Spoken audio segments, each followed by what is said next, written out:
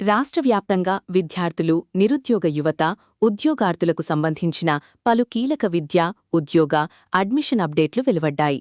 APPSC ఫలితాల విడుదల నుంచి ఎడ్సెట్ పరీక్షలు, inter supplementary exams, horticulture polytechnic అడ్మిషన్లు, మహిళా జాబ్ మేళా, ప్రతిభా పురస్కారాలు, ఉచిత విద్యా ప్రవేశాలు వరకు అనేక ముఖ్య సమాచారం ఇప్పుడు తెలుసుకుందాం. ముందుగా ఆంధ్రప్రదేశ్ పబ్లిక్ సర్వీస్ కమిషన్ అంటే ఏపీపీఎస్సీ పలు నియామక పరీక్షలకు సంబంధించిన జనరల్ ర్యాంకింగ్ లిస్టులను విడుదల చేసింది. బీసీ సంక్షేమ శాఖలో గ్రేడ్ 2 హాస్టల్ వెల్ఫేర్ ఆఫీసర్ పోస్టుల భర్తీ కోసం నిర్వహించిన రాత పరీక్షకు సంబంధించిన జీఆర్ఎల్ను ప్రకటించింది. ఈ పోస్టుల కోసం పరీక్ష రాసిన అభ్యర్థుల్లో ఎంపికైన వారి జాబితాను అధికారిక వెబ్సైట్లో అందుబాటులో ఉంచారు. అలాగే జైళ్ల శాఖలో జూనియర్ ఆఫీస్ అసిస్టెంట్ పోస్టులకు సంబంధించిన జీఆర్ఎల్ను కూడా విడుదల చేసి తదుపరి ఎంపిక ప్రక్రియ కోసం గుంటూరు జిల్లా కలెక్టర్కు పంపించినట్లు అధికారులు తెలిపారు. ఆయా జిల్లాల కలెక్టర్లు డీఎస్సీ విధానంలో అభ్యర్థులను ఎంపిక చేయనున్నారు. దీంతో ఉద్యోగాల కోసం ఎదురుచూస్తున్న అభ్యర్థుల్లో ఆశలు పెరిగాయి. ఇక రాష్ట్ర వ్యాప్తంగా నేడు ఎడ్సెట్ 2026 పరీక్ష నిర్వహించనున్నారు. ద్రావిడ విశ్వవిద్యాలయం ఆధ్వర్యంలో జరిగే ఈ పరీక్షకు భారీ సంఖ్యలో అభ్యర్థులు హాజరుకానున్నారు. ఉదయం 9 గంటల నుంచి 11 గంటల వరకు మొదటి సెషన్, మధ్యాహ్నం 12:30 గంటల నుంచి 2:30 గంటల వరకు రెండో సెషన్ నిర్వహించనున్నారు. మొత్తం 24,628 మంది అభ్యర్థులు దరఖాస్తు చేసుకోగా 22,000కు పైగా విద్యార్థులు ఇప్పటికే హాల్ టికెట్లు డౌన్లోడ్ చేసుకున్నారు. పరీక్ష ప్రారంభానికి కనీసం 2 గంటల ముందే పరీక్ష కేంద్రాలకు చేరుకోవాలని అధికారులు సూచించారు.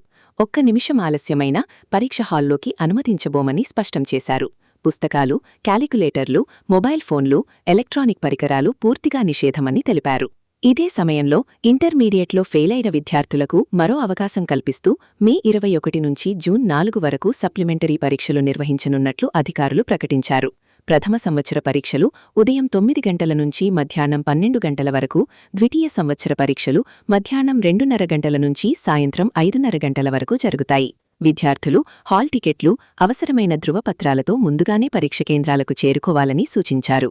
ఈ పరీక్షల ద్వారా విద్యార్థులు తమ విద్యా సంవత్సరాన్ని వృధా కాకుండా కొనసాగించుకునే అవకాశం లభించనుంది. మరోవైపు డాక్టర్ వైఎస్ఆర్ హార్టికల్చరల్ యూనివర్సిటీ ఆధ్వర్యంలో 2026-27 విద్యా సంవత్సరానికి హార్టికల్చర్ పాలిటెక్నిక్ అడ్మిషన్ల కోసం ఆన్లైన్ దరఖాస్తులు ప్రారంభమయ్యాయి.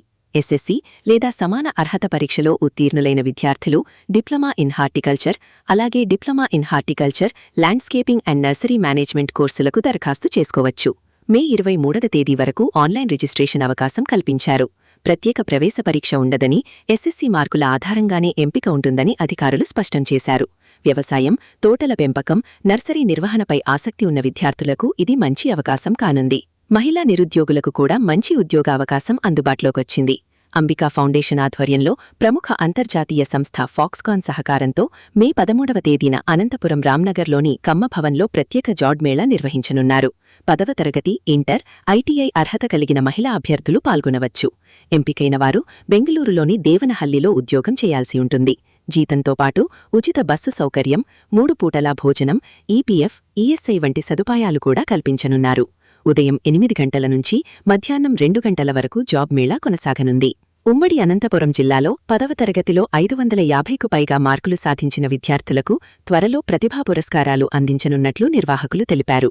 ఈ కార్యక్రమానికి మాజీ సీబీఐ జేడీ వివి లక్ష్మీనారాయణ ముఖ్య అతిథిగా హాజరై అవార్డులు ప్రదానం చేయనున్నారు. అర్హులైన విద్యార్థులు మార్కుల జాబితా, ఆధార్ కార్డ్, టీసీ లేదా స్టడీ సర్టిఫికేట్, 2 పాస్పోర్ట్ సైజ్ ఫోటోలను ఈ నెల 13వ తేదీలోగా సమర్పించాలని సూచించారు. చేనేత, జౌళి రంగాల్లో కెరీర్ నిర్మించుకోవాలనుకునే యువతకు కూడా మంచి అవకాశం వచ్చింది. తిరుపతి జిల్లా వెంకటగిరిలోని Shri Pagadakotayya Memorial Indian Institute of Handloom టెక్నాలజీలో హ్యాండ్లూమ్ అండ్ టెక్స్టైల్స్ టెక్నాలజీ విభాగంలో 3 ఏళ్ల డిప్లొమా కోర్సుకు దరఖాస్తులు ఆహ్వానిస్తున్నారు. కోర్సు పూర్తి చేసిన వారికి కేంద్ర జౌళి శాఖ ధృవపత్రం అందజేయనున్నారు. ఈ నెల 30వ తేదీలోగా దరఖాస్తు చేసుకోవాలని అధికారులు సూచించారు. పూర్తి వివరాల కోసం అధికారిక వెబ్సైట్ను సందర్శించవచ్చు. Indian Institute of Handloom Technology website. ఇదేలా ఉండగా విద్యా హక్కు చట్టం కింద ప్రైవేట్ పాఠశాలల్లో ఉచిత విద్య కోసం ఎంపికైన విద్యార్థులు మే 16వ తేదీలోగా ఆయా పాఠశాలల్లో చేరాలని డీఈఓ కృష్ణప్ప సూచించారు. 2వ విడత లాటరీలో మొత్తం 233 మంది విద్యార్థులు ఎంపికైనట్లు తెలిపారు. వేసవి సెలవులు కొనసాగుతున్నప్పటికీ ఎంపికైన విద్యార్థులను తప్పనిసరిగా చేర్చుకోవాలని ప్రైవేట్ పాఠశాలల యాజమాన్యాలకు ఆదేశాలు జారీ చేశారు. తల్లిదండ్రులు ఈ అవకాశాన్ని సద్వినియోగం చేసుకోవాలని అధికారులు కోరుతున్నారు.